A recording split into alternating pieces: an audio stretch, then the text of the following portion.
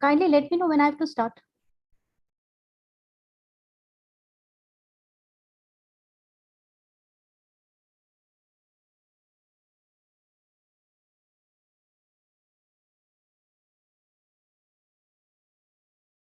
Good evening, everyone. Welcome to this series going on with Global Media Education Council. Yes, Media and Entertainment Skills Council. Welcome you all in the series which is going on for the global audience. And this series is specially organized by MESC and Global Media Education Council.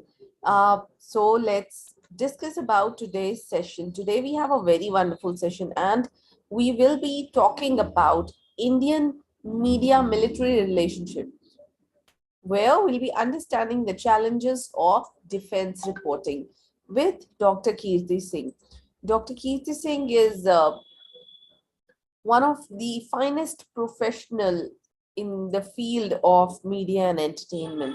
As we know, Dr. Kriti Singh, she has been working uh, tirelessly in the field of media and entertainment, and she is an assistant professor at Sharda School of Media, Film and Entertainment at Sharda University.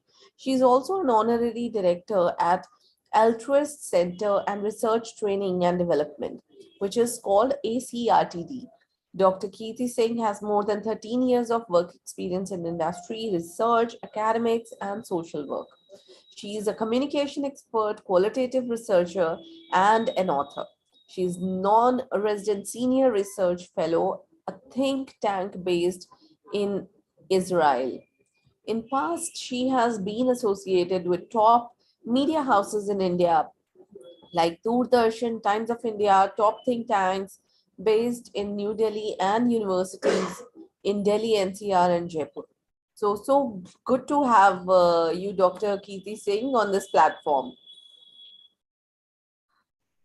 Thank you, Ms. Pooja. I hope I'm audible to all of you. Yes, ma'am, you're audible, and unfortunately, just my camera is not working, so please forgive me. Not Uh, an issue. So we are so happy to talk about this new series, a new session where you are talking about challenges of defense reporting. So it's a completely first time thing happening on Vidyadhan platform, and we are so glad and would wish to hand over the session to you. Thank you so much, Ms. Pooja. And I understand that my audience is students as well. So a very good evening to all of you. I'm Dr. Kriti Singh. I'm an author, researcher, and I'm also a social worker. And I'm very grateful to GMEC and MSE for giving me this platform where I'm interacting with you. So today I am sharing some of my research findings on this very interesting topic, Indian media-military relationship. This is something which is identified as a love and a hate relationship. And it is not only with regards to India, but also if you look at one of the biggest democracy, that is United States of America, where they're practicing free press. This relationship has attracted a lot of attention, not only for the people who are in this field, with having a very different institutional differences, objectives, but it has also attracted a lot of attention for the researchers who are working in media. My specialization is media and conflict and media and military relationship. So what are we going to do in this session today? In this session, we are going to understand what exactly is media-military relationship and also try to understand this particular relationship from the eyes and the perspective of defense reporters. And I will try to present before you a research which I've undertaken, which is qualitative in nature. And based on that research, I'm going to share certain findings with you. And I understand that some of you might be of a research background or may not be of a research background. I will try to make it as easy as possible. In the simplest term, try to bring the defense perspective, the defense journalist perspective in media-military relationship. I will be using PowerPoint presentation, and simultaneously, I will be also discussing this topic of the day.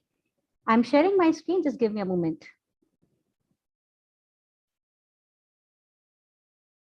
I would request if a host can tell me whether my screen is visible to all of them.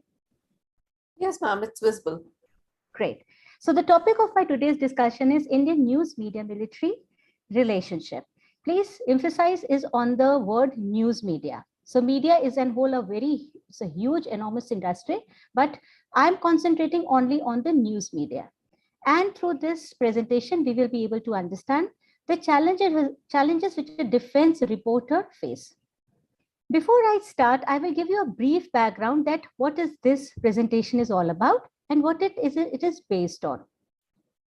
This presentation is a part of a research study.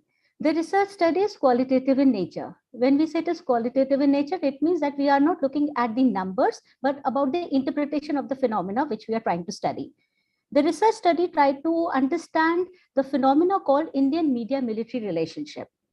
I will give you a little precursor to the study. The departure point of the study is Kargil Review Committee report. And from that particular important conflict, we have tried to understand that how this relationship has evolved in last 20 years and more. The focus point when we talk about this particular research is based on a conflict zone. The conflict zone of this research study is Jammu and Kashmir. So this research finding which I'm presenting before you is a part of a larger research project, but I'm only presenting before you a small section of it. So the research approach of this paper is qualitative. The methodology that this paper presentation has followed is grounded theory method. The primary data was collected through non-random sampling and in-depth interviews, and research sample included respondents from Indian Armed Forces, Indian journalists who are involved in defense reporting, and civilian officers who are involved in Indian media-military relationship. What was the objective? What is the objective of this particular presentation? The objective of this particular presentation is to analyze the challenges which this particular relationship face, Indian media-military face, and I want to bring to you the defense journalist perspective. I will also give 2 minutes on understanding of the research method. What we have done in this qualitative research, we have collected the data, analyzed it. Few observations came from the data, followed by coding in new categories. Properties and dimensions of those categories were identified, and we generated new category and also a core category which was identified or which was constructed in this particular research, but this is not the part of the presentation. This is just a cursory view of how data was collected. Primary and secondary data was collected. My focus here is on primary data right now, which was based on in-depth interviews, observation methods, memo writing, and field notes. Now, I will also discuss with you the participant portfolios. Who were those people whom I've interviewed during this research? The research distributes this in 3 groups, group 1, 2, 3, as you can see on your screen. Group 1 included those people who were in Indian Armed Forces, veterans officer, who at some point in time have interacted with media, especially those officers who have been a part of media, part of a team who have interacted with media. And again, the conflict zone is J&K. Group 2 was those people who were slightly deviant. When I say deviant, it means one of the cases where it was an Indian armed forces veteran who later opted for journalism. And second was civilian officer who was the longest serving defense spokesperson for the Indian Ministry of Defense from Indian Information Service. The group 3 were Indian defense reporters who had the first-hand experience in reporting from the conflict zone. They all belong to the mainstream media. We also included one female respondent who was identified, who also reported from the conflict zone. Moving forward, now I'm discussing the findings of this research, which we have undertaken. These findings are going to reveal that what were the challenges faced by Indian defense journalists while they are covering conflict-related issues. To begin with, now from where I've got these observations are collected from the primary data I've already told you, from the in-depth interviews, observations, memo writing, and field investigations. First, there was a lack of trust in military and media side, which was something which the defense journalist told me. There's also a lack of knowledge on media matters, military-related matters. There's always also a mutual lack of understanding between Indian media and Indian military at times. There's a lack of strategic culture in Indian media. There's also a lack of knowledge about the conflict, and sometimes there is a less appreciation regarding with the conflict studies. It is imperative for anybody who's on that conflict zone to have the proper understanding about the military, their designation, their functioning, their working, and also about the conflict, the background, the history, and different kind of conflicts and how it is happening. Even small information like the terrain where the conflict is happening plays a very crucial role. Whether our journalists are equipped or they are trained, is something which we were trying to explore. There was a lack of training of media in defense and conflict related issues. This is one observation which came when I was interviewing defense reporters, that a few of them from crime beat have gone to the defense beat. And also the training, there are certain courses which are one-off courses which is being done by Indian Army to equip people in journalism to understand or see defense from near quarters. But given the magnitude of conflicts, we need more training to train our defense journalists in that. There are instances of lack of transparency from the Indian Army side due to obscurity. This is inevitable challenge, because in Army there's a lot of verifications. News has to go through a lot of verification stages. It cannot be put out there, but on contrary, media requires speed. The breaking news have to happen ASAP. So that's a problem or challenge which they face. There's also a lack of institutional approach from the Indian Armed Forces. Institutional objective differences of secrecy versus accessibility. As I've already told you that Army functions with secrecy. On contrary, media is all about being accessible to the news. Indian media relationship sometimes becomes adversarial relationship, reason because of the institutional differences. But in last few years, we have seen that Indian Army has tried a lot of means, even getting into the social medias and trying to give information as early as they can. But sometimes the nature of information is such that they have to wait to put it to the press. Organizational structure differences are there, where there's a very strong hierarchy, which we see in the military. In media, these are structures which does not follow that kind of a hierarchy. Media lacks in building up rapport with military. These are some observations which came through the primary data. Lack of military affair expertise within the media personals, lack of robust off the record discussion. This was a very interesting point which one of my respondents told me, that previously there need to be an off the record discussions. What you say on camera and what you say off the camera. And lately this have taken more hit, because my another study which I'm doing is to study that how this relationship has evolved during COVID-19. This off the record system, which was very much, which gives a lot of information while we are discussing when a journalist is discussing with a media personnel, took a huge setback during COVID times, because face-to-face interaction decreased a lot due to pandemic. There's also an editorial pressure on the defense journalist to instantly, to as early as possible, give the news. On the job training while dealing with the defense matters. This is something which again came through the primary data, that most of them got trained while doing the job. Indian media military follows different approaches towards national security. Of course, and again, the hierarchical problem which most of the defense journalists face, that due to this, Army takes its own time to verify an information because of its own checks and balances, but that have a effect on the reporting of the defense reporter. There is also a declining credibility of Indian news and question on media ownership. This is something which not only came through the primary data coming from the defense journalist, but also from the veterans. There's also a challenge of sensationalism in the news reporting and impacts of that sensationalism on this particular Indian media military relationship. Moving forward, the commercial interest of media in selling news mars the Indian media military relationship. A few of the journalists said that some of the journalists only come to this beat for the limelight. And there's a contradictory view as well, where they say defense journalism is seen as a dry beat.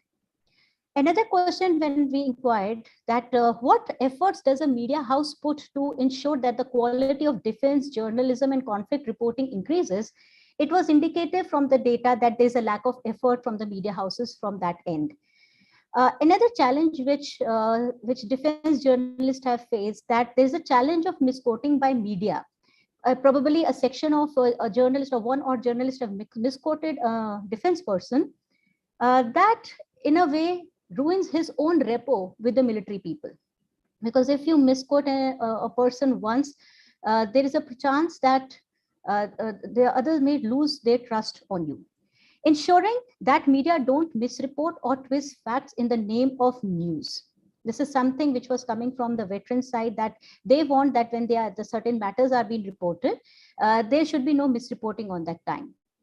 Media speculations and the reasons behind the speculations. One of the major reasons behind the speculations, which comes as a huge challenge, not only for the defense journalists, but also for the military people, is the speculation. The reason behind the speculation is the verification of news takes time, especially when it is coming from the conflict zone. Then there is a mixed match of exigencies between media and military. One of the major reasons is because both the objectives of these organizations are very different. This is one of the good examples for those who are studying mass communication about media dependency theory, that how two organizations are dependent on each other who have very different objectives. There's a preconceived assumption about the media's working by Indian armed forces. This was also which shown in the data that sometimes they carry a preconceived notions because somebody else's experience with media was bad. So they may carry that kind of not so positive imagery about the person who's coming for their interviews. There is also complexity in understanding from the media side to understand military culture. This was a very interesting point because military culture, there's a lot of cultures, subcultures which make one military culture. Not everybody is well versed with that culture. Paltan, unit, Kishan, and all these things are something which is very, very near to a heart of a military man. Sometimes those people who have lack of understanding about that culture may not understand that this huge organization works in a very different way. And some of the defense journalists whom I have interviewed, they either were at some point in time had a background or a connection with military background, or with the passage of time, probably for 15, 16 years, when they're continuously reporting with regards to defense journalism, they're able to understand that military culture. There's always a challenge of access to information for the defense journalist, because the news coming from conflict is a sensitive news, and the accessibility of a person to give them that news is always a challenge for them. There's also a challenge of place of action for a defense journalist. It is very important for a defense journalist to be at the ground zero, to report, to see what the incident has happened. But when we talk about conflict, then the area might be cordoned off. The security forces might have taken, full charge of that area. It is also, when conflict is happening, there is also a possibility for the defense journalists to get caught in the crossfire. A few of my journalists actually have, had the experience of having very near felt bullet shot going right next to them. So there's a continuous challenge for the defense journalist also. Conditional access often caters for military needs. This point was raised by the defense journalists, that they do get access to the military persons, but that access is dependent on purely the military need, whether they want to give them that kind of access or not, which pose a huge challenge for the defense journalists. Moving forward, there are places where there is a restriction of camera because an action is happening. We have seen in Mumbai blast case that how the live feeds were helping the people sitting across the border. Now there are delay feed when there is a news coming from conflict or related zone. There's also a challenge to need to know basis. The functioning of information in military is that information will be given on need to know basis. This is very in huge contradiction with what the defense journalists want or journalism wants. Journalism wants more information to be served on the platter for the people consumption. That cannot happen when it is coming from a conflict zone. There's also an issue of logistic. Going to a conflict zone, it may be a mountain terrain, it may be a desert, reaching to that particular zone, and then coverage. All these logistics are a huge problem for the defense journalists. There have to be an assistance from the military so that they can reach to that place. There has to be a lot of assistance which has to be given to the journalist. Indian news media is unwilling to invest in defense journalists. As I've told you previously, that whether we were asking this question, that how they're being trained, whether media houses are giving them some kind of training with regards to conflict studies or defense studies. This was another observation which came, that to invest in defense journalists, to hone their skills, to give them more information, or to cultivate more understanding about this particular conflict studies, there was an unwillingness which the reporters have shared, which the primary data has shared. There is a jack of all trader approach by the Indian news media. Conflict is very specific niche subject, but a few of them have came from a crime beat and then coming to defense beat. So what observation that they shared with me, that it is expected out of them that they need to be a trader, a jack of all thing when they are reporting for the media. Another thing which the defense journalists shared during this interaction was there's a lack of appreciation for them with regards to task in hand, place, and position.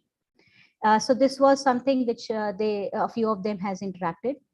And then there is also tough and enduring task to build the trust with selectively available military people for interaction. This interaction to get the information from the people in uniform, it's not easy to build that kind of a trust. It takes a lot of years to build that kind of a rapport where a person from defense or armed forces will come and give you some information. It's not that easy for them.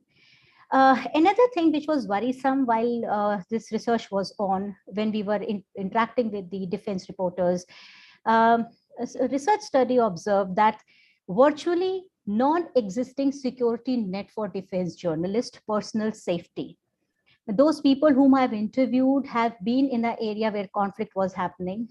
When inquired more, we realized that they are not coming with any kind of insurance or a special privilege or a special package for them in terms of security of their limb if lost or if life, because it's a conflict zone, it's a dangerous zone. Most of the journalists, when I ask them, when you know it's a conflict zone, when you know that there is no security net for you, there is no hazardous training being given to them that how they have to tackle in a conflict zone. Whatever they are learning on their own. Barring one journalist who was given hazardous situation training, rest of them were not given. Now, my question to them was that when you know there is no security net, when you know it's a conflict zone, when you know that you are not trained to be, trained to tackle such kind of a conflict, what is your motivation? So they said, my motivation is just to inform the people, the public, that what is going in that conflict zone. So this is something which resonated again in my next study, which I'm conducting right now, that one of the motivation is that we have to inform the public. They need to know that what has happened in this conflict zone. There was an assumption that I wanted to see that whether the armed forces work are being appreciated by media. Most of my respondents, they say that they are huge admirers of the way our armed forces work. And they appreciate the way armed forces work. Most of them told me that when we are reporting, it should be seen, even you may consider it as a negative reporting or a positive reporting. We are just reporting the facts. So otherwise, most of them agreed, not only as a personal level, but also as a media personals, that they really appreciate the work the Indian Armed Forces are doing. Another challenge which from defense journalist perspective is denial of information leading to speculation, which is very dangerous for military, as we are seeing that, and especially with the coming of social media, the moment there's a little gap for information, a lot of fake news start accumulating in those gaps, which is coming as a huge issue for the military also. Another challenge which we saw was that local news media is untrained to deal with military matters. Like that is a few mainstream journalists have got their observation in this study. Reporting is journalist's job. Negative or positive reaction is completely based on the perception of readers, because a lot of observations came that media is reporting negative and positive. This was their defense when I was talking to them. Then there is an element of fear when they are reporting. A few of journalists says, yes, there was a fear, continuous fear that we are going for this particular task. But a few of them said that this fear is an exaggeration. It's not that dangerous as it feels. It is an individual subjective matter. There's a lack of seriousness in a few journalists, especially this observation came from senior journalists when they were narrating their incidents on a new journalist who is joining. So that seriousness, they said that anybody who's planning to come to this particular field of journalism in general and conflict reporting in particular needs to be very serious. They need to understand what that conflict was about, the histories, how it is placed in an international context, and how military operates. A very small example, then military people gave me is that sometimes the journalists are not even aware whether they're talking to a major or whether they're talking to a major general. Now, these two designations have huge difference. So we have often seen even in live reporting that even the current, sometimes they are unable to make a differentiation between paramilitary and military. Now, that indicates that a proper homework needs to be done, a proper understanding of this institution needs to be done before presenting a report on this. Another challenge which defense journalists discussed was challenge of post-traumatic stress disorders. Those who have came back from conflict ground has experienced this. One respondent of mine told me that for years, I didn't realize that what I'm undergoing is a post-traumatic stress disorder after completing her tenure from JNK. Another challenge with the defense reporters face is the job insecurity. Then there are also instances where journalists have been targeted, intimidated by the non-state actors or like terrorist group who are working in that, functioning in that particular area. So that is one of the another reason for their fear. There is also the unethical practices which came on the came through this research. There are selective reporting by local media about Indian Army. This is another observation that there's a difference between how local military is giving space to military related news and how mainstream media is giving space to the media military related news. And also that there is a sort of different kind of lineages which can be seen from the reporting coming from local region as well as mainstream. So this was some of the findings which I've discussed with you. I also want to tell you the limitation of this research. As it is as it's a qualitative research study with non-random sampling and semi-structured interviews were used. So the limited associated with this is also with this within the research. There can be a chances of ambiguity. Of course, it was a time-consuming process because if you're interviewing one person, the interview may go for 1.5 to 2 hours, and from the transcription and coding and all, it takes a huge time. And one important thing that I want to share, as it's a qualitative study based on non-random sampling, the findings cannot be generalized. The research study is not presenting the reality as whole, but a slice of reality as it is. Being a qualitative study, kindly do not generalize the research, the findings of this research. Ethics were followed during this particular research was undertaken by us. And I'm quickly going to conclude this presentation that there are challenges in Indian media military relationship. There are spectrum of challenges and more research is required in it. And qualitative data presents only a slice of reality, not reality as whole. Nevertheless, it has brought on surface various challenges existing, as well as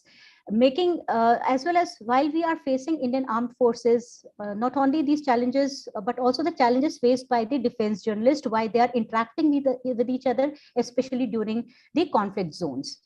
And despite all the challenges, both Indian news media and Indian military personnel seem to be very positive in the way their relationship is growing. And also they've admitted that one of the basic tenets for this is the KRC review committee report. As I've already told you, that was the departure point from where we started this research. There's one thing which seems to be a game changer, and there is a sort of a policy which needs to be required, is the social media. Especially when we use social media being used by non-state actors for information warfare, for fake news, for generating alternative truth. This is something which is worrisome, a challenge for both the institutions. So thank you all for giving me your precious time in listening to this particular presentation. I'm very grateful to you. In case there is any questions which requires to be answered, it's up to the, I would request Pooja to now please take forward from here. Thank you, ma'am. Sorry, I was talking on mute. Unfortunately, because of the camera issue, I was talking and I could not make out that nobody could hear me. So, ma'am, you have covered this topic very well, taking in depth details of reporting when it comes to defense. And I completely agree to your points that there are some restrictions and these restrictions are important. Yes. So we have Amrish Saxena sir also with us. So most welcome. Namaskar, sir. So what's your take on today's session? Very crisp and clear. It's, yeah. I mean, this is one area, obviously, people hardly have any understanding. It's a very niche area in journalism. Not everybody is posted for defense reporting, and not everybody understands. Even in universities and colleges, this is something which is not taught as such, and a few things like any defense reporter, as I was listening to Dr. Kriti Singh, and I completely agree with whatever point she raised, particularly the knowledge about defense forces, how they functions, and I mean, how they are deployed, what kind of responsibilities are given to them, and then also the difference between the defense forces and the paramilitary forces, and because I mean, right from the complete structure, composition, working, everything is different. So that kind of understanding is not there. Obviously, those who are into defense reporting, once they are into that, either they prepare themselves or some kind of training is normally provided either by the organization itself or from the government side. Also, time to time, some kind of meetings or interactions happen to apprise the defense reporters about the things on the ground or on the borders and all. But as a subject, obviously, there is a need of more awareness on this issue. I'm glad that all those things were touched upon by Dr. Kriti. Thank you so much, sir. If you may allow, I would like to say that thank you so much for giving me this platform where I can bring this issue in this academic discourse which you are taking. And it's a wonderful platform that you have created, and my best wishes to you, sir. Thank you. Yeah, Pooja. Thank you so much, Dr. Singh and Ambrish sir. It's really a pleasure to have you here. And of course, the audience who were watching this, because it's right that this was actually an unknown area, because we usually see that defense, they keep, their things, and it's really important. And as a layman, sometimes we don't understand that why they are not sharing, but they have their own rules.